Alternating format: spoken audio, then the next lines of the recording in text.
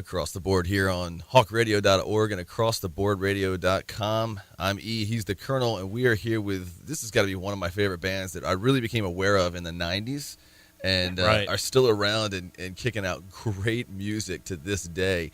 Evan from 8Stops7 is with us right now. Evan, welcome to the big show. Hey, thank you for having me. Absolutely. How you guys doing? Doing great today, man. Great. Weather's nice and feeling good today, so... Okay, so what is nice? What is nice out there right now? What's the weather? Anything close to 70? Yeah, it's got. I think okay. I'm going to say it's like that's good. 68 out. I'd say it's upper 60s. Yeah, right upper now, 60s. As long as sunny. it's close to 70, that's good for me. Yeah, because it's in the fall here. But what are you going to do? I know you're out in Cali, and the weather's 80 degrees and beautiful every day, right? I will never ever complain about the weather out here. I would imagine. Yeah, our hottest day is 90, and our coldest day is 50. Sucks to be you. Interview over anyway. So anyway, let's talk about 8Stops7 again. There are a lot of bands that came up in the 90s in the alt rock scene or just modern rock, it was called back then, that had a good couple of hits. So it's like, it's a good song, and that was it. One hit wonders, two hit wonders, that kind of thing.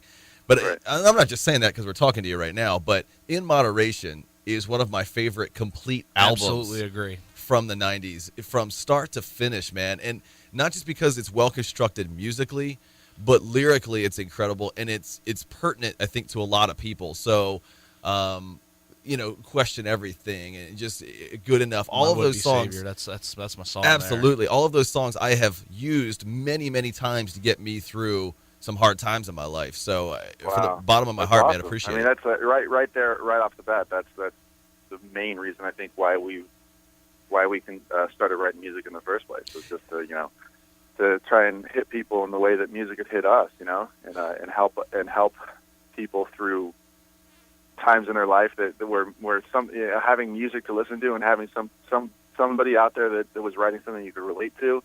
It was the only thing that can get you through. I mean, bands did that for me, so that's incredible to hear that that we write that for you. So, well, what would you say would be the bands that did the same effect for you when you were growing up?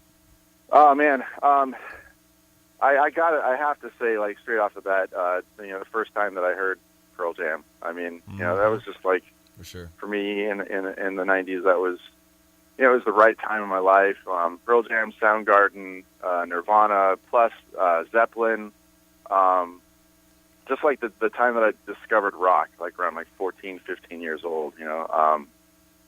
Just I can't even tell you how many songs, and what songs they were that just, I was like, oh, thank God that's there, One of the albums that really did it for me with rock music, was bringing me into the rock scene, was Use Your Illusion by Guns N' Roses. That really kind of pulled me into the rock scene when I was dealing a little more with pop music in my younger years. That album both of those albums actually just pulled me right in. So, and I think a lot of that too, it comes through with your albums, that they started to pull people into the rock scene as well. I'm telling you, they're, like you said, they're fantastically constructed albums, lyrically, musically, and everything. And yeah, that was important to me. It's always been important to me, especially as the singer in the band. But there's a lot of singers out there that don't really seem to think that's as important, Right. But Brett Scanlon. that's one of the things that I work the hardest on, is making sure that the lyrics are clear, have a message. They're about something, and more often than not, it's about my own personal experiences and just sort of a way for me to save myself a bit through my music, Yeah, because everybody has, a lot of us go through the same experiences, like with obviously relationships or family and those types of things, or at least similar, and hardships. Yeah. Now, when you guys started, from what I've read, you actually were a garage band. Like, you actually played in your garage. Oh, for sure. When that happened, obviously, bands do that maybe with dreams of becoming big, but talk about the difference between when you were just some guys hanging out in the garage playing, like, man, I hope this happens for us someday, and being where you are now, major labels and all of this success. What does that feel like? I think that looking back on it, it was a blast, being in a garage and learning to write music, learning to play music together with a team, Mm-hmm. and that team that we've been together now for 16 years, but it was just there was definitely a freshness about it, but I wouldn't say that that's necessarily gone away because we've continued to grow and we've continued to write new records and new music and just sort of but it's been cool to sort of grow at the same pace. But the garage days, man, they were just there was definitely like a feeling like that we were there, not just messing around. You know what I'm saying? Like we were there knowing that something was going to happen good for us. Sense of purpose, if we just put our heart and soul and everything into it. And it was fun, and it's still fun, but there's something definitely funner about doing anything when you're young. Right. And that was just like, it was the first experience really of being in a serious band. We'd all been in other bands and stuff, but this was the first thing where it clicked, and I'm like, I could see myself with these guys for the rest of my life type deal, So I would say that's the main difference. The main difference is that it just was fresh, a little bit fresh and new, like it total uncharted territory. And now we don't have quite as much trouble writing songs and things because back then we had to learn how to play our instruments better. Right. And we're still learning, obviously, how to do that too. But I don't think if you ever stop learning something, you need to move to something else. But, absolutely. Yeah. But absolutely. Right. But at this point, it's a lot easier for us to get together and write a record. It's just because we don't have those obstacles of not knowing what an E chord was or anything like that. Right. So that makes it a lot easier. We can get together and be more productive because we don't have to, sort of be teaching each other along and things like that. So it's just so rewarding to be in a band where you can walk in and just instantly start creating. Now, when you wrote Bend, you guys actually went out into the woods in Bend, Oregon, and wrote that. What was the thinking behind that? I mean, did someone suggest that to you, or were you like, you know what, I just need to get away from everything for a minute. Let's go to the woods, be inspired. Yeah, I mean, it was definitely all of the above there. There was a couple bands that I had met that had rented out some places for their second record, and one of the places was this place down in Malibu, and it was amazing. This humongous house and just incredible sonics, and that's actually where they recorded the record. But we needed to get further away than that, I think, from the whole thing. So we just got in a van and drove, 16 hours or something up to Bend, Oregon, and literally locked ourselves away because none of us really have much experience with snow. So once the snow came in, we were like, okay, we're not going anywhere. What do we do? And we were there for 3 weeks and wrote every song on that record and more. But why Bend, Oregon? Why not somewhere else a little closer that might have been just as secluded? I think we just had a couple options. There was a couple different places that came across our desk, so to speak. Right. And that one, I think I liked the idea too because it was close to a hill, so I could go and go snowboarding a couple times while I was there. Nice. And I like the seclusion of not really knowing anything about the town. And I don't know if it was a long time ago, so I don't know if it was necessarily all my decision. but yeah, it just felt right. When they passed us a couple different things, there was a beach house out here, there was things like that, and it was really cool to be able to do that in the first place. And then we're like, well, I don't want to waste it and go somewhere where we're going to spend more time outside than inside. And it was like, it was getting to winter time, and it was the perfect choice, because waking up and looking out, just seeing the snow and the gathering geese, because we didn't know we weren't supposed to feed them. You guys need to get out more. So by the third week we were there was like 5,000 geese in our backyard. Started off with 2. Anyway, I'm sorry that life is so much hell for you. By the way, living in California, recording in a mansion in Malibu. Yeah, which beach house today? And then being in Oregon. Yeah, no. That was like, believe me, that was just like a one. That was my friend's band's deal. Like we definitely didn't have the resources to do that either. You know? I gotcha. But it was definitely a nice spot. You know. Yeah, I don't know. Life is good. You know, I don't know. I have a couple kids. Yeah. Yeah, that's always good too. Yeah, and life is great. You know, on the topic music, I'm still with the same band. You know? Right. What can I say? On the topic of resources, how important is it? You know, your latest album was helped through the process due to money-raising websites such as PledgeMusic.com and a lot of other Kickstarter's another thing that's big right now. How important are those for bands who don't have the resources? I mean, I think a lot of people really don't understand what is gained out of this. I mean, the fans already get an emotional connection to the album just knowing that they could help contribute to it. How important is it for people to discover this and to help fund their favorite musicians' new albums?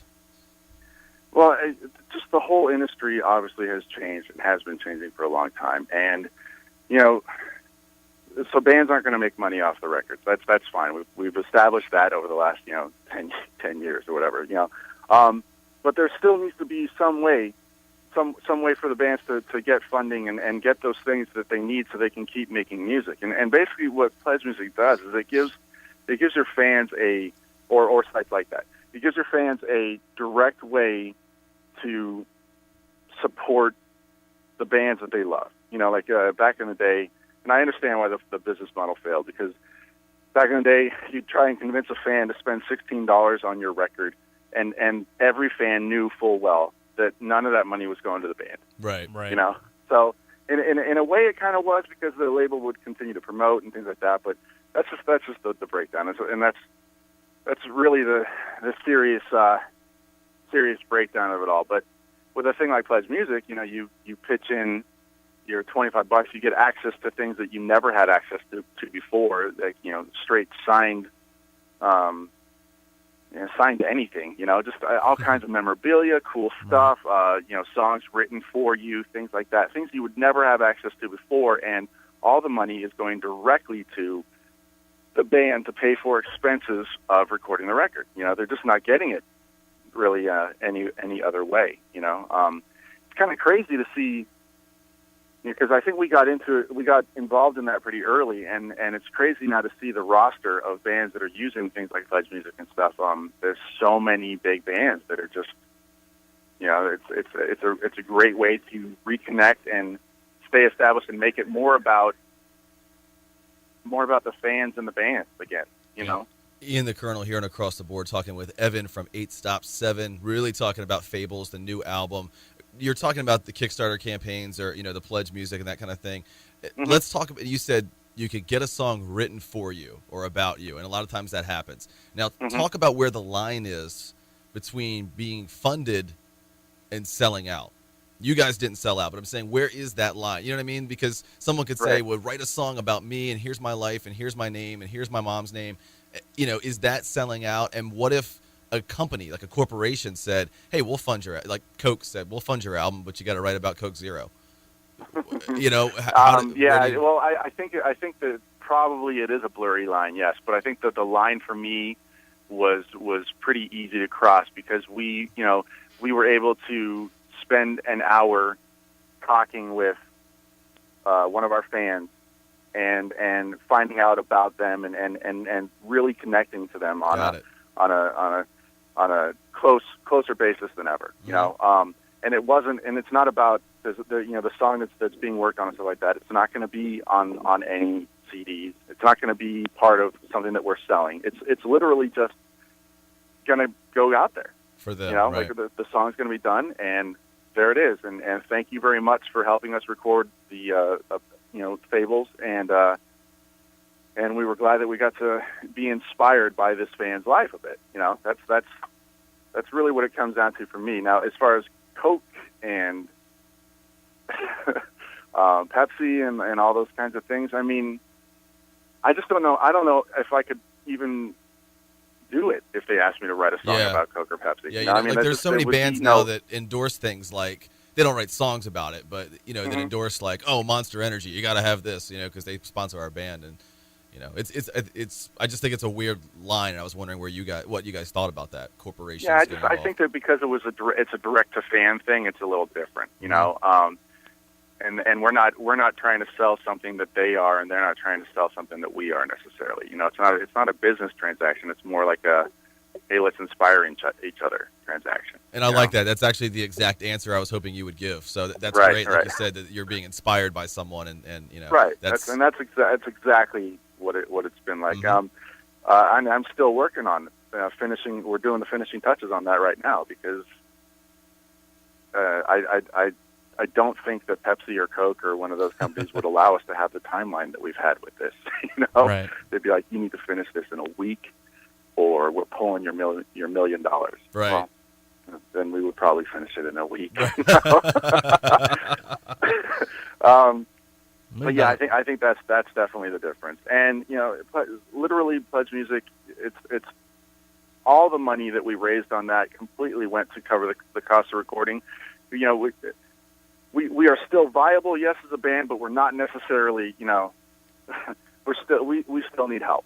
We definitely still need help. We need fans to come out to shows. We need all that stuff to happen.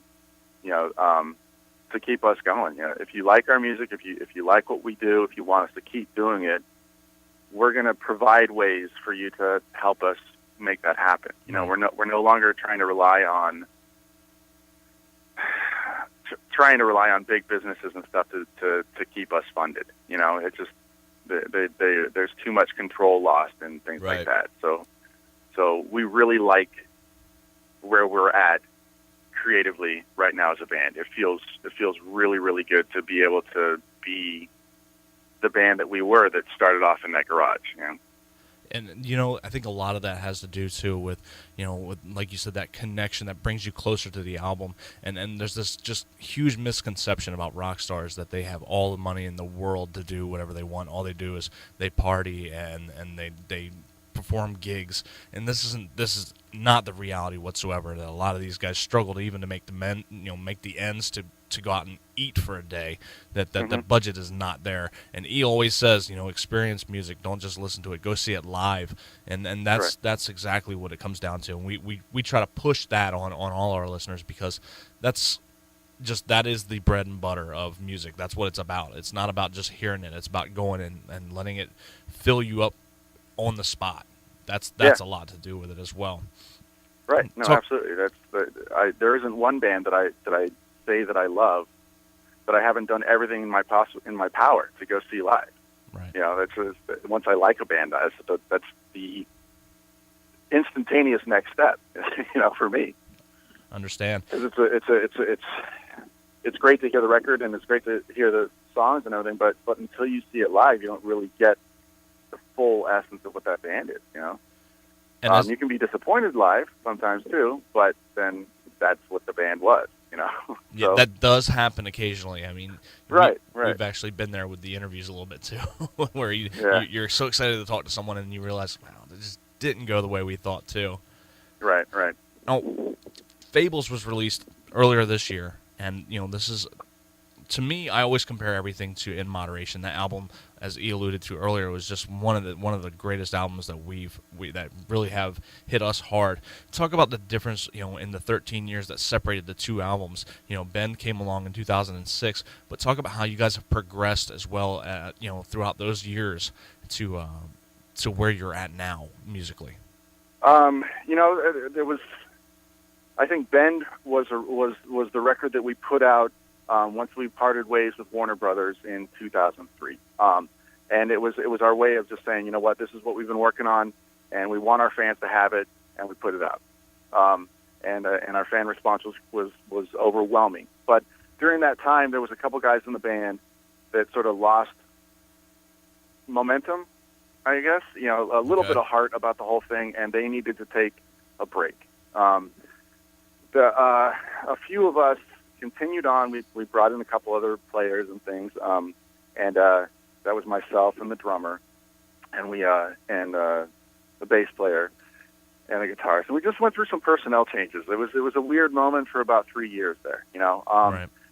Then we had exhausted all our personnel switches, I guess, at that point. And right around that same time, I get a call from Seth, and maybe a couple months later, I get a call from Alex, and Seth, the original guitarist, and Alex, the original bass player. And they ask if we're still up to playing. They want to get back together, jam, see what happens. And of course, I say yes right off the bat. Love those guys like family, like brothers for the rest of my life. And from the moment we got together, we just started writing quickly. You know, it was very inspired. All the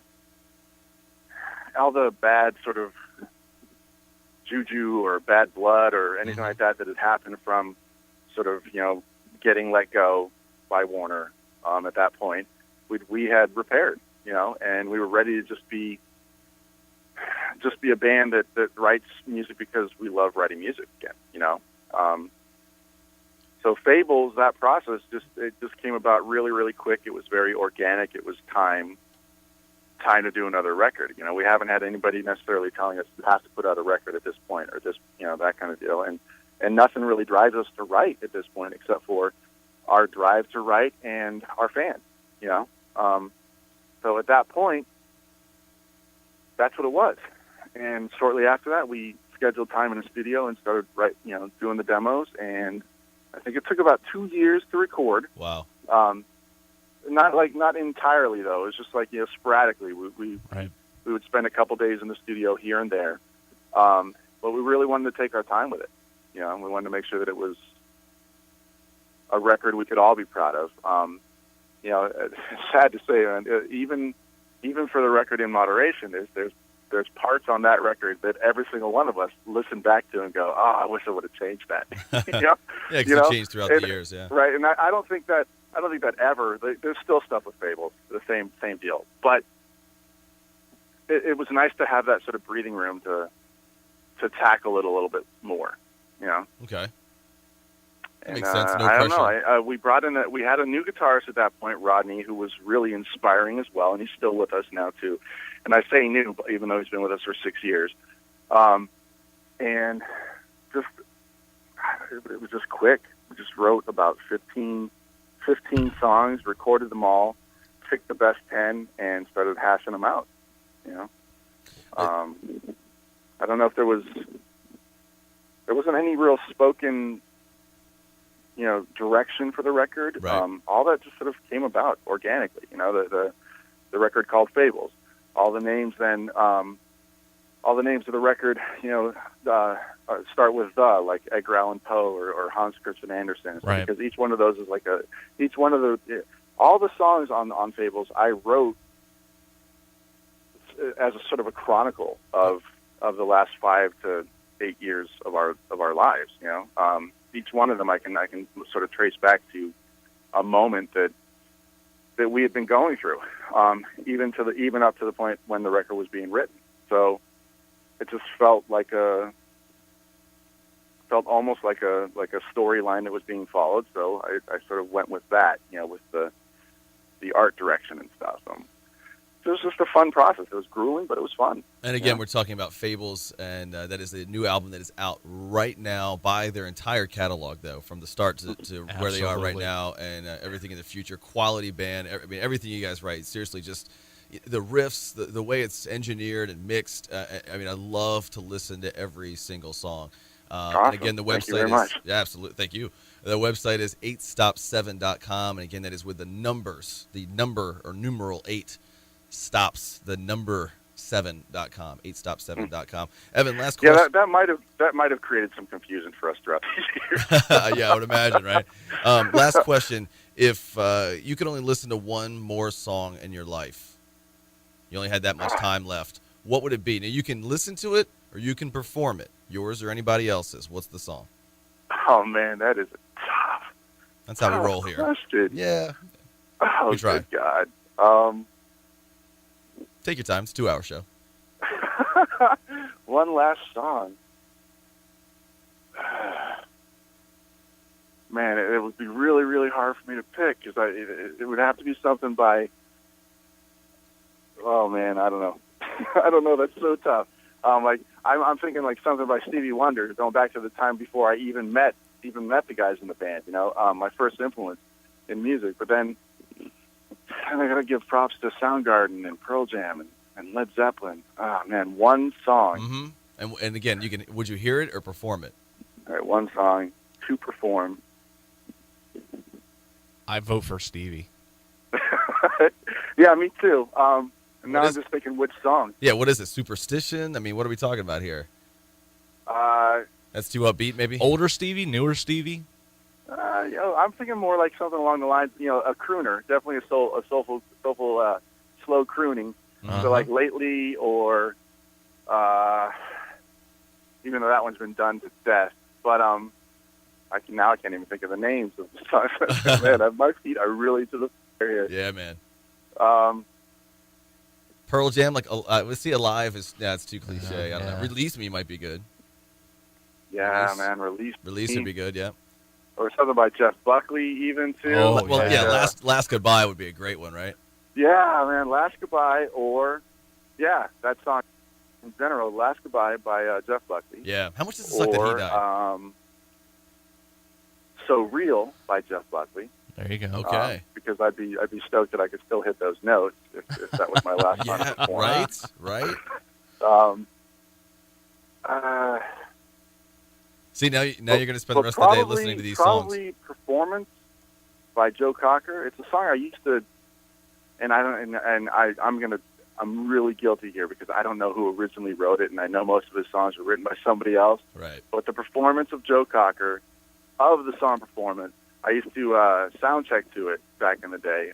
It's just, your performance is almost over. When you're through, I will take you home. I mean, there's some lyrics in that would ring true if it was my last song, for sure. I'm going to listen to that song now because I haven't heard it in a long time. That's a good and with your vocals, I can hear you doing Joe Cocker. That would be good. Yeah. That's why I used to sound check to it, because it really got me in this sort of mood.